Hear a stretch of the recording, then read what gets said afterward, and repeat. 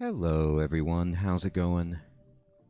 Dr. Incompetent here, and let's play some Dungeon Crawl Stone Soup, continuing this guide for complete beginners in 2022 with our Minotaur Berserker, and we finished the first floor of the dungeon.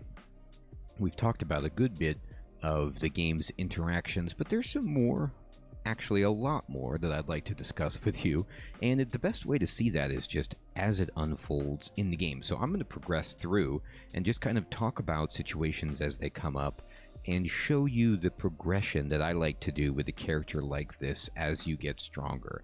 Now, one thing that's always important with your character is looking around and seeing what is available to you that you might not have considered using but could switch to. So for example, you'll see right here, if you push X and then move around, there is a +4 short sword on the ground right here, and that's actually a pretty good item. +4 means that you're going to get +4 to hit and +4 damage, which is tremendous. I mean, that's absolutely great. However, if you look at my skills, I'm not trained at all with a sword, but because I'm a Minotaur, I could use a sword just fine, and I have a great aptitude with them. So I could, if I wanted to, switch to this short sword and use that. I'm just going to go over to this, push G to bring up the screen for picking things off the ground, and I'm going to push B to select the short sword. I'm going to push Enter to pick it up. I'm going to push I to go into my backpack, and then I'm going to just look at this sword. I'm going to push C on it so I can just look at it, and you'll see that its base accuracy is +4, its base damage is 6, and its base attack delay is 1.1. Alright, and if I push A, the letter corresponding to my axe, to bring up its screen, you'll see that it's a little bit slower, base attack delay 1.3, and what that means is when you're swinging it, it takes 1.3 turns to attack with this with no training, okay?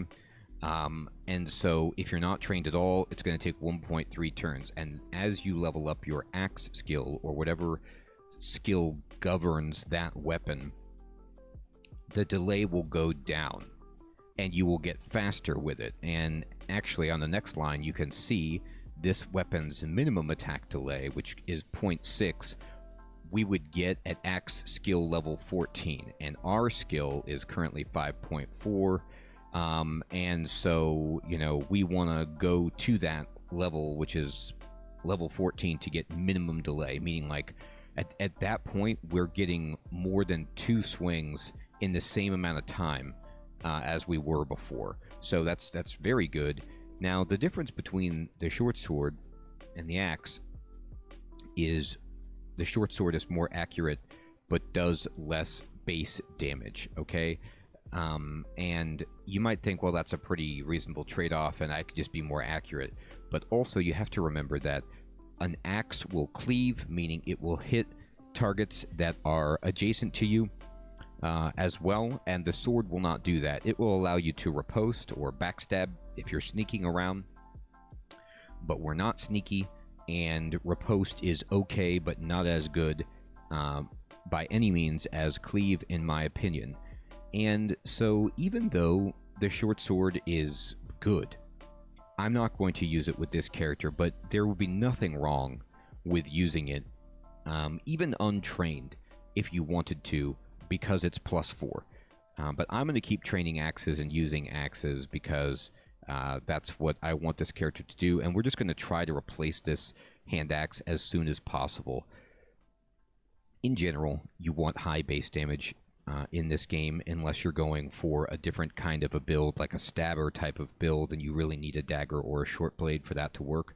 But most of the time, you want the more damage, and so I'm going to stick with my axe and hope to get an axe. Now, what you can always do is just push Control F to search, and then just type in axe or whatever weapon you're looking for, and push Enter, and just see if there's an axe that's lying around that you missed, but we haven't. So I'm going to just keep this axe, and I'm going to keep what I've got, and I'm going to go to the next floor. So I'm going to push Shift X to zoom out and be on the kind of explore or examine the floor screen. And I'm going to push greater than, so I can go down a staircase, look for the next staircase, and you'll see if I just push Shift period or to get the greater than sign, I'm going to cycle through all of the staircases that I know. So there's 3 staircases that I've seen that go down, and I can just pick which one. I'm going to pick the closest one. It defaults to that. I'm going to push enter, and we'll just teleport right to it, and then we're going to go down. All right, and so I go down the steps, and I'm adjacent to a endoplasm. Okay, so here's the deal. This is one of the things that you have to be careful of in Dungeon Crawl Stone Soup, which is the fact that I went down the steps. I had no idea what would be down here, and this guy was just close enough by that he came over and he hit us, and I didn't get to do anything. Like, I just have to take that damage. I don't get an attack on him. He gets an attack on me first because I'm coming down the steps.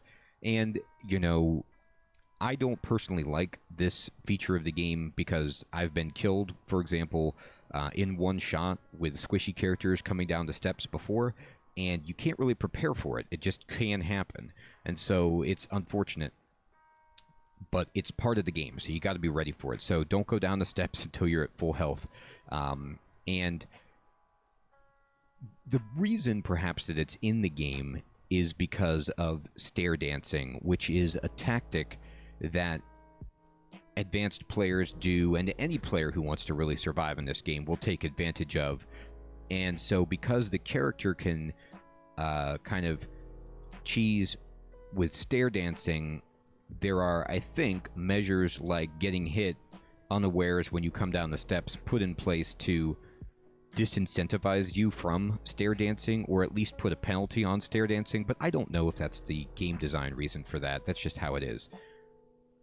Stair Dancing, okay, is the name for the tactic where you get an enemy adjacent to you and then you go up the stairs so that all of the other enemies on the floor are no longer going to be present because you have cleared out the floor above you, and the only enemies that will follow you up the stairs are enemies that are adjacent to the staircase.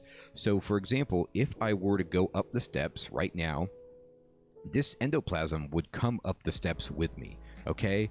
And now it's just me and the endoplasm. So, like, if there were a bunch of enemies, all right, Stair Dancing allows you to kind of thin the herd a little bit and use this as a way to fight in a more advantageous position for yourself against fewer enemies. And it's a very powerful tactic, but it comes at a cost.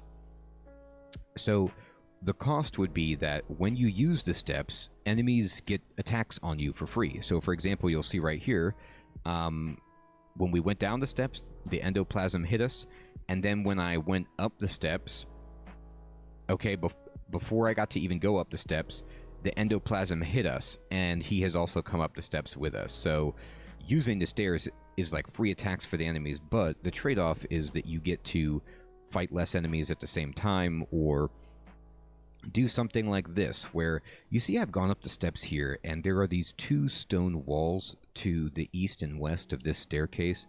And what that means is, just hypothetically, if the staircase below us were surrounded by enemies, every one of the 8 tiles around my character had an enemy on it. If I went up the steps, there's only 6 available tiles for enemies to be on that could actually hit me. And so what that means is those other enemies would get pushed to a random square outside of the 8 around me because these 2 are taken up by these stone walls, and I would have now only 6 creatures attacking me instead of 8. So that's not great, but some staircases are almost completely enclosed, and they only allow, for example, 2 or 3 squares available to the enemies, and that can be a great way also to thin the herd. And remember, we have an axe, so we can cleave and fight a horde more easily. But what we're going to do right here is just kill this endoplasm. So I'm just going to swing at him a couple of times, and he's dead. And we're just going to push 5 to rest up to full health and go down the stairs again. Now, I am on Dungeon 2, and you can see that we already did some of Dungeon 2 last time, but we want to complete it. So we know what's over here. And actually, I'm going to move up and show you on the minimap. So on the minimap, the teal squares are up staircases, and the magenta squares are down staircases, okay? You are the white square. Brown squares indicate this is an area where you can go further, but you haven't explored there, and there's like some fog of war covering this up. All right, so we're going to just push 0. Okay, and we see some jackals. I'm going to actually step into... I'm sorry, I said push 0. That's incorrect. I meant push O. O is auto-explore. I'm going to move into this hallway for the jackal, and I'm just going to push S. Now, if you look at this screen, enemies don't actually show up right now on this minimap. You can see that, like, I don't even see any enemies. I just see my own square, and then it looks empty, and then these are enemies, all right? So we're going to fight this jackal and the other jackal. I'm pushing tab, and we kill it, and we rest to full health. Now, I do want to just make a fun side note. You see here that there's a jackal corpse. In previous tutorials that I've made, and if you're an older dungeon crawl player, normally you'd be butchering these corpses to get food for yourself, but a couple of versions ago, they actually took food out of the game, so it's not a concern anymore. That survival aspect of the game is gone, so food, butchering, carrying food, it's all gone. Don't worry about hunger or anything like that.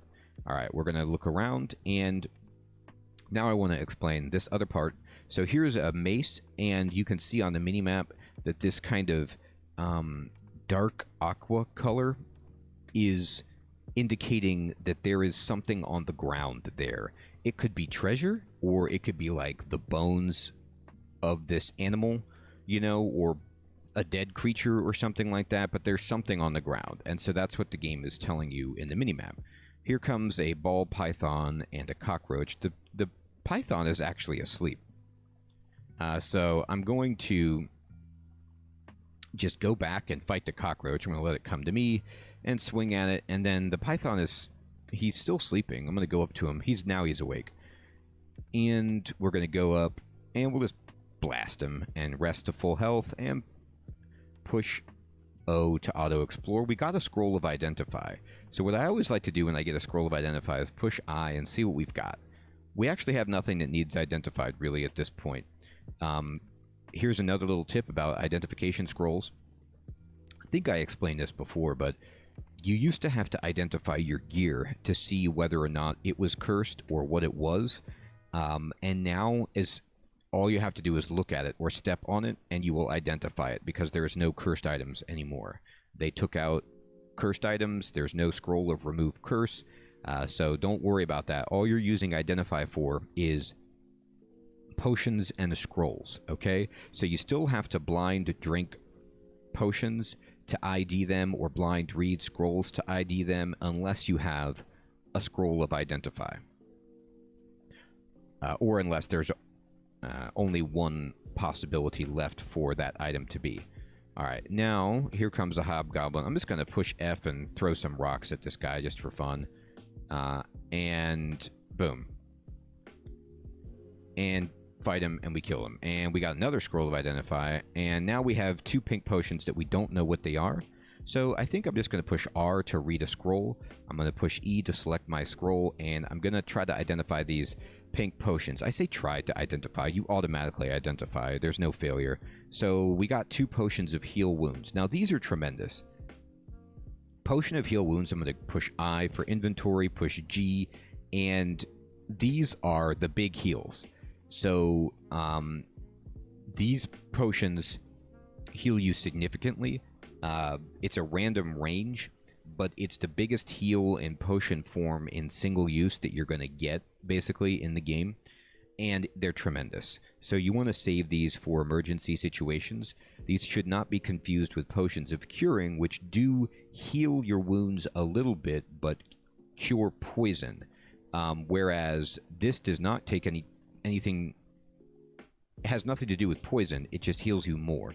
So save these. These are really, really nice to have. It says they're common potions, and they might be slightly more common than other potions, but trust me, you're going to want as many of them as you can get. And there aren't. It's not like there is a ridiculous amount of them in the game. All right, so here's a rat. Let's fight this guy. And here he comes. We killed him. And we got another potion that we don't know what it is. And here's a dart slug. I need to run over to this dart slug because he's actually going to hit us with his magic dart from far away pretty reliably, and we don't want that to happen. So we need to close the distance so we can kill him with our axe. You can see I'm training axes still, and I'm up to 5.8 on my skill, which is great. And I'm going to just push Control F and look for armor. Have we found any armor? Okay.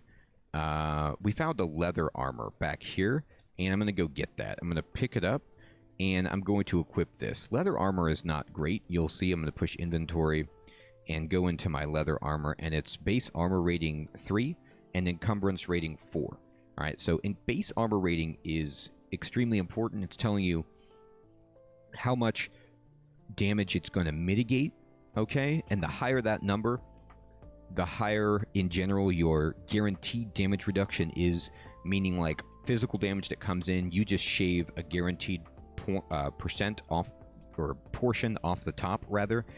And so you want this to be higher with our character, with characters that are tanky.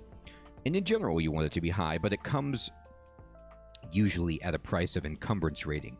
The higher the number of the encumbrance rating, the more bulky the item is, and it will slow you down, make you less stealthy, and can get in the way of you attacking, and messes with your spell casting. So, you know, you need to be sure when you're going to wear something with an encumbrance rating, but encumbrance rating is mitigated by strength and skill in armor. So we're strong, and we're going to be training armor eventually, so we don't care at all about encumbrance rating. It doesn't actually affect your movement speed through the dungeon. It just affects your ability to cast spells, and sometimes you'll try to attack, but your armor will prevent you from attacking because you're just not trained in it enough, and, you know, it's too big and it messes you up, and that could be really annoying.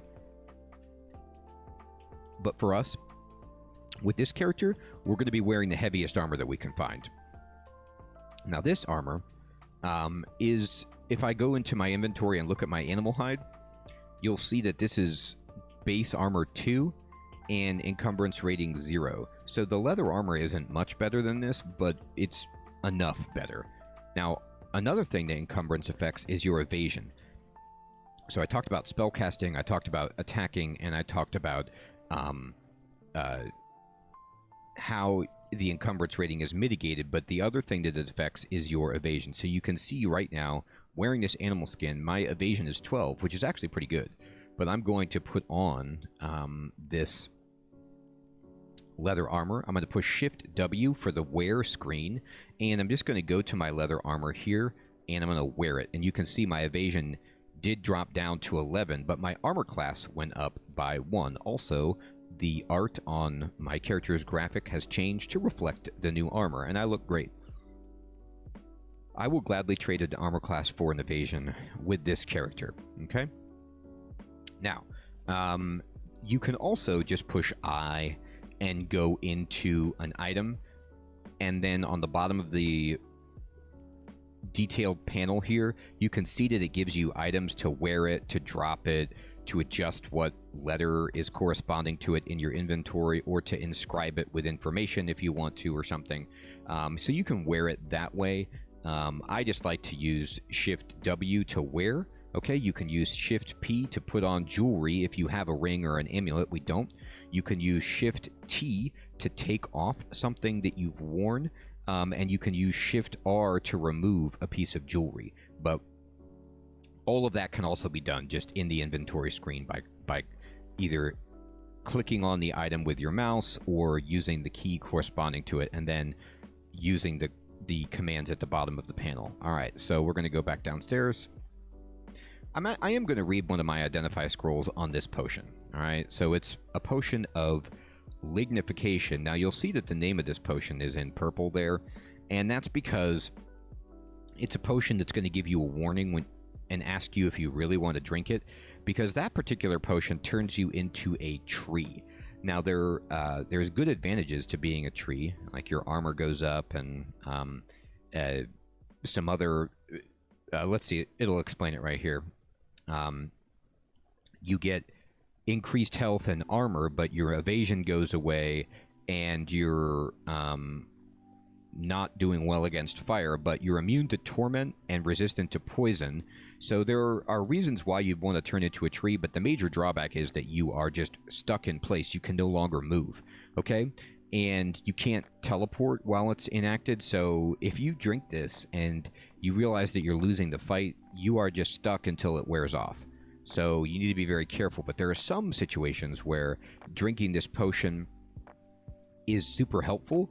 Most of the time, you're not going to drink this, but if you're in a pinch and you need to do something crazy, it says right here, if you quaff this, our armor class would go up to 21 instead of the 4 that it's at.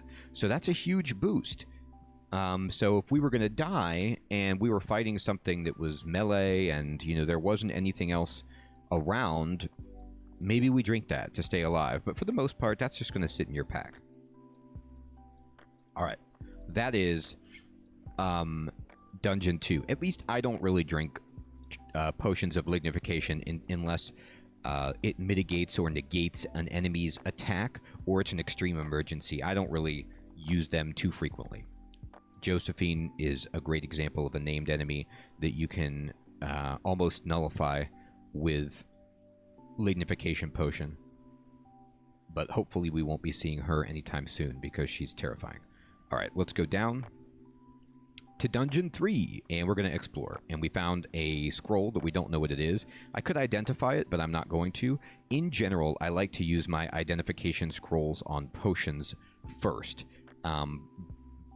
because I need to know what certain potions are doing, and their effects could be more helpful to me. Alright, this guy is coming at us. Now,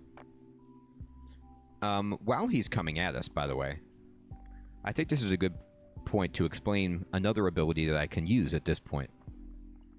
So, you'll see that we have now 2 pips of piety with Trogg, which means that we have access to Trogg's second piety ability, which is Trogg's Hand. So we've got Berserk, and we've got Trogg's Hand, okay? Now, you'll see that there's a chance to fail on these abilities.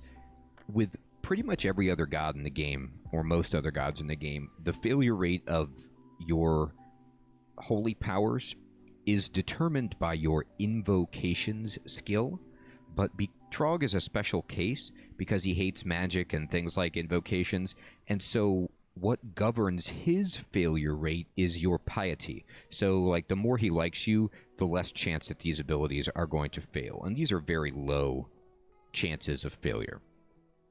Trogg's Hand, our new ability, I'm going to push question mark, and then it says ability describe what, and I'm going to click on Trogg's Hand, and this invokes a powerful regeneration ability which stacks with all other sources and is effective even on those who could not otherwise regenerate or heal. It also fortifies your willpower, protecting you against many magical attacks. So this is a sneaky ability of Trogg in that it doesn't maybe look that strong at face value, but it's an ability that I love of Trogg. So it gives you a very noticeable regeneration of hit points per turn, so you can mitigate you know, taking a little bit of damage or even being poisoned pretty much at low levels of poison. And that's huge for sustain, but also if you're fighting a magical enemy that's confusing you or doing anything, hexing you and targeting you through willpower-based abilities, if you use this, it will raise your willpower and make it so that you aren't as easily feared or confused or paralyzed or put to sleep. And that is really, really helpful, because getting paralyzed or something can mean the end of a character like this. Now, the reason I showed you that is because if we got blasted by poison from this adder, we could very well just use Trogg's Hand to stay in. But I'm just going to stand here and fight this guy without doing anything. I'm going to just swing, and we're swinging at each other. These snakes are hard to hit, and he hit us, and we killed it. He did not poison us, and so we eventually killed it. We were just kind of missing back and forth. And the reason I don't use any abilities right now, I don't go Berserk, or even use Trogg's Hand, is because there is a cost. Trogg's Hand uses Piety, and so does Berserk.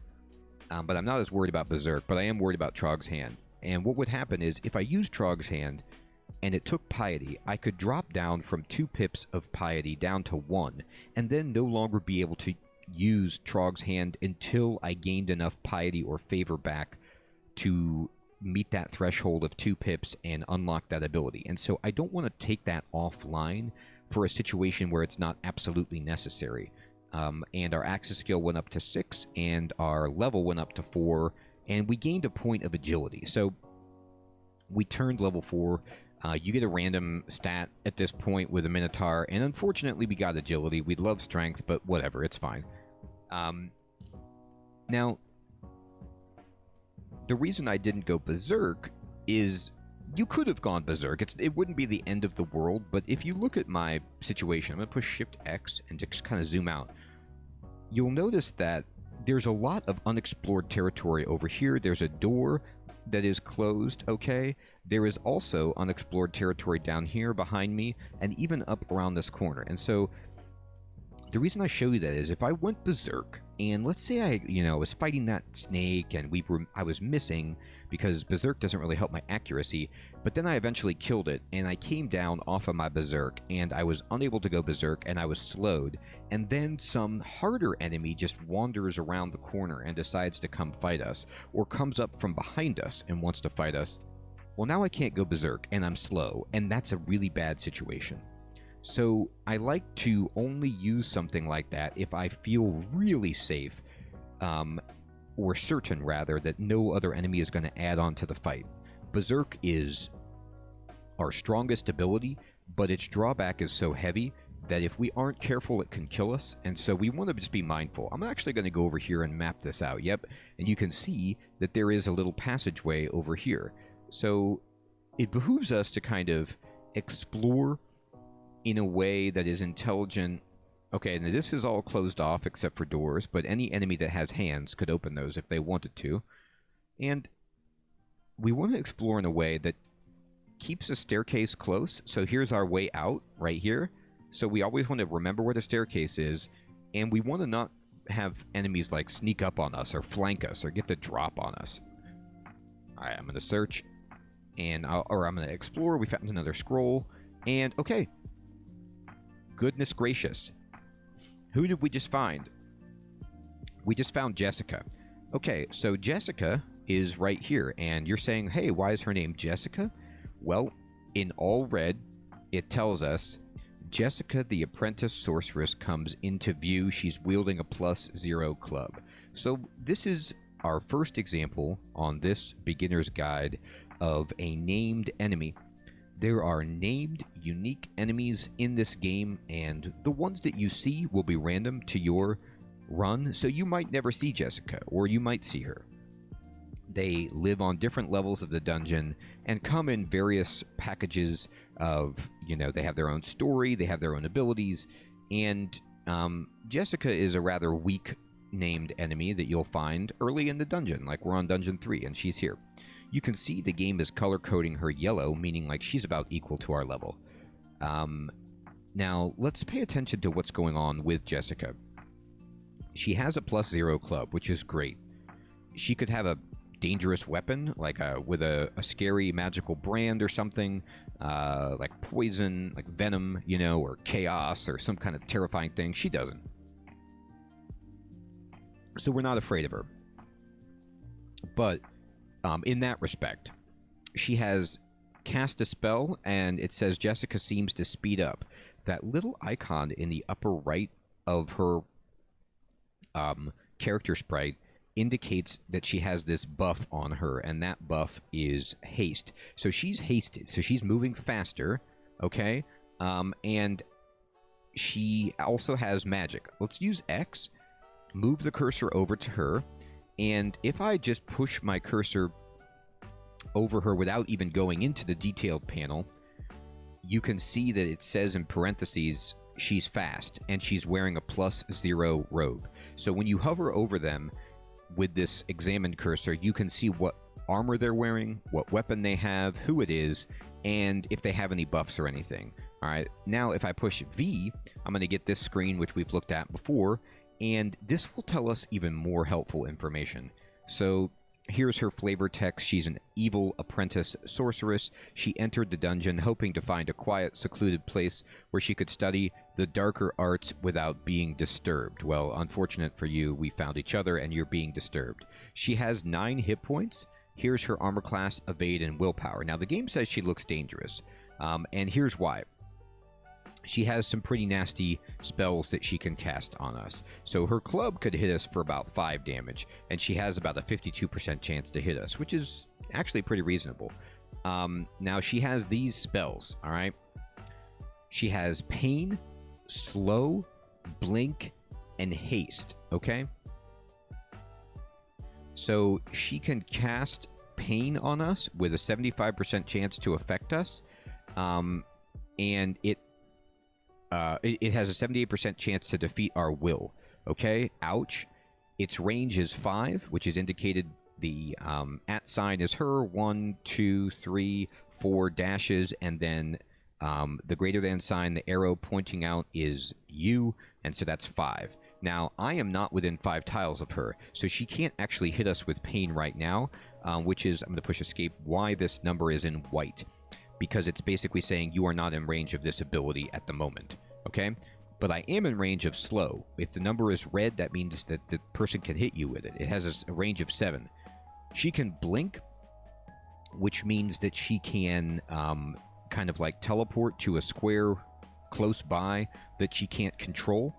And she can Haste, which she's already done, to speed herself up. If you want more information on these, you can just click on them, which, like, we would get slowed down, she gets sped up, and on and on and on with all of these descriptions, but I think that's enough that we know. Now, here's what we're going to do right away.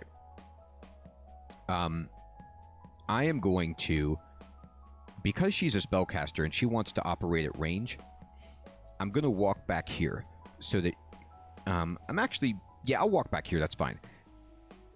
And what that would mean is she has to come down to around here before she can start seeing us, and then we're going to be in much closer range. If I were to just start walking up to Jessica right now, she's going to get to blast us with Pain before we even get there and slow us down, and we don't want that. So I'm going to step over.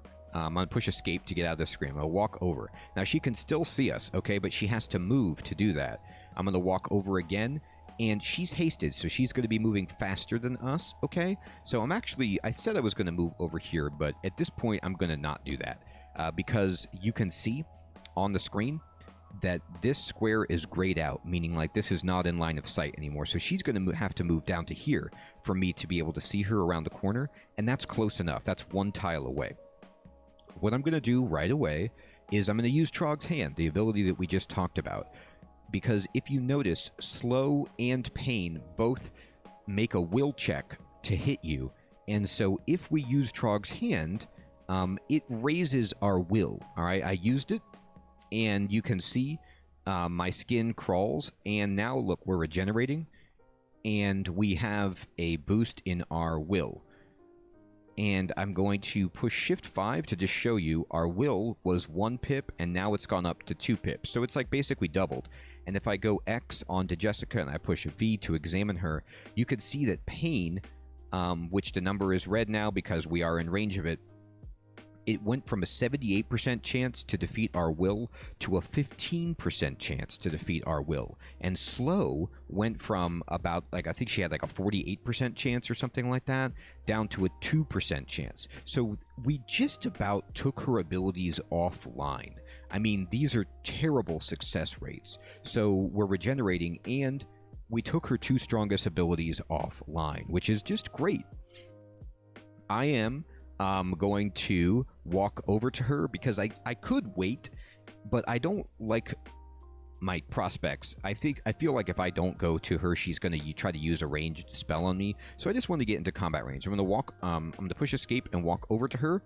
And she tried to hit us with her club, but she did no damage.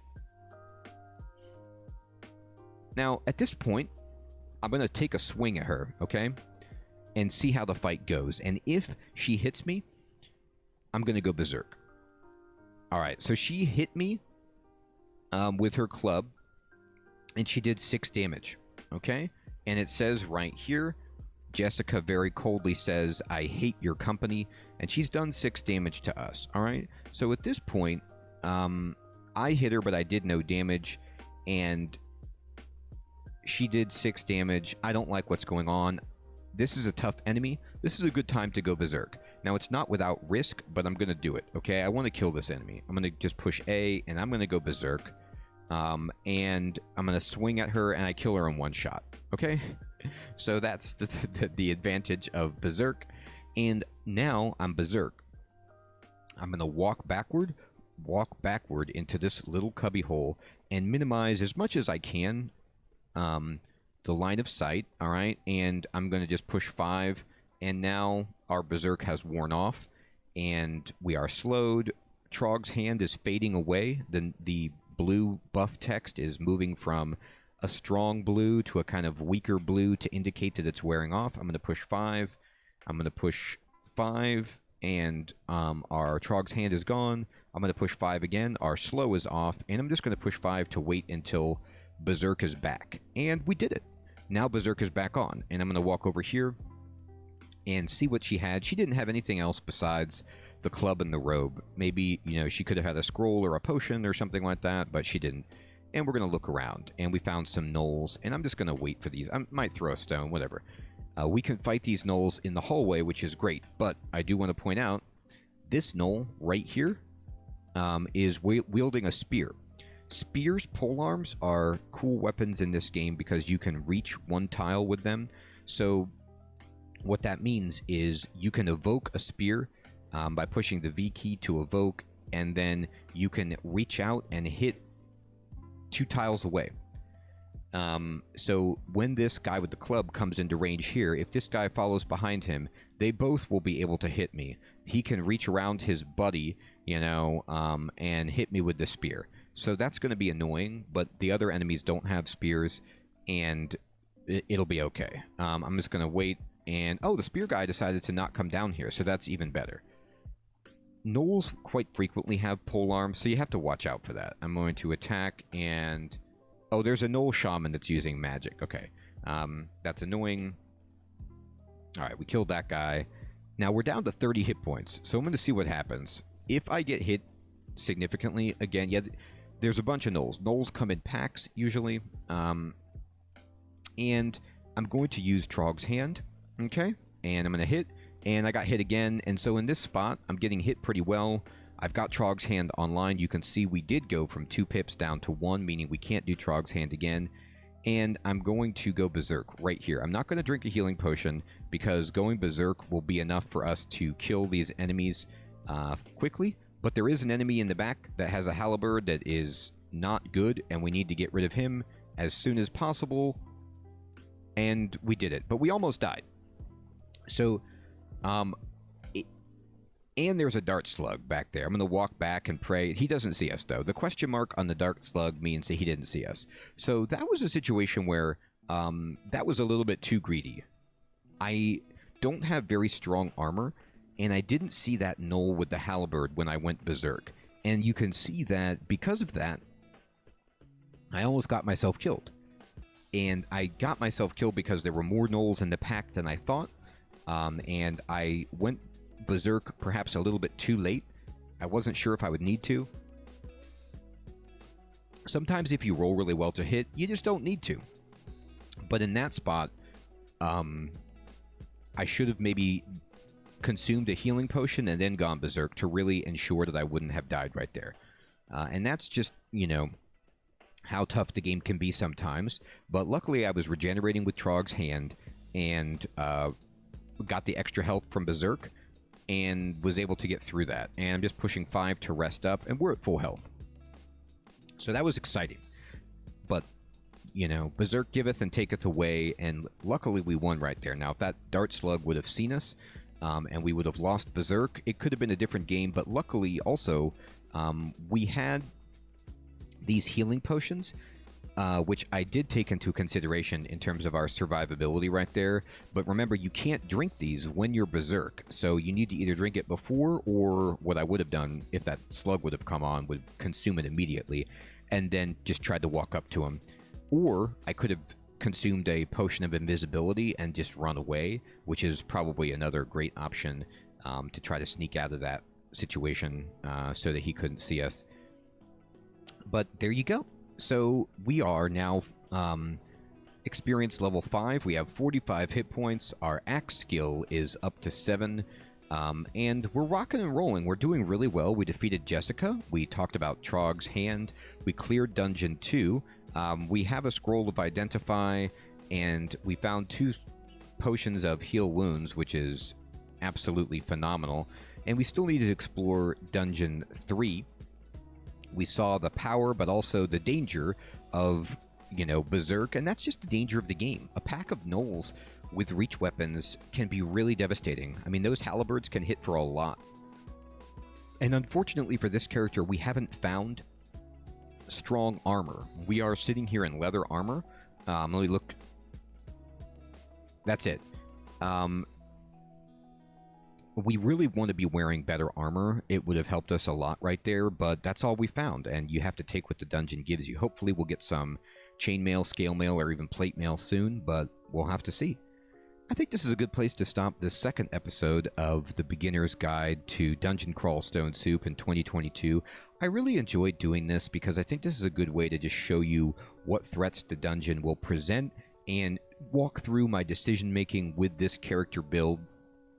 Show you how scary things can get, show you how to escape, and show you how to just hang on and survive situations given the abilities that you have. And sometimes early on with characters, you just have to kind of fight. Like, you don't have that many options, and you just have to fight and hope that you roll well. And if you don't, then you start over, and you haven't really got that far into the game. But it would have been a shame if we died there, but not too tremendous of a shame, to be perfectly honest with you, because we haven't really acquired any, you know, tremendous gear. With this character, the best thing that we have are 2 potions of Heal Wounds. So, you know, this character isn't off to some kind of insane start. It's just off to a reasonable start. But because we're a Minotaur Berserker, we're doing well. Everyone, I want to thank you so much for watching. I hope you're finding this series to be informative, educational, and if you have any questions for me, I'd love to chat with you about it in the comments below.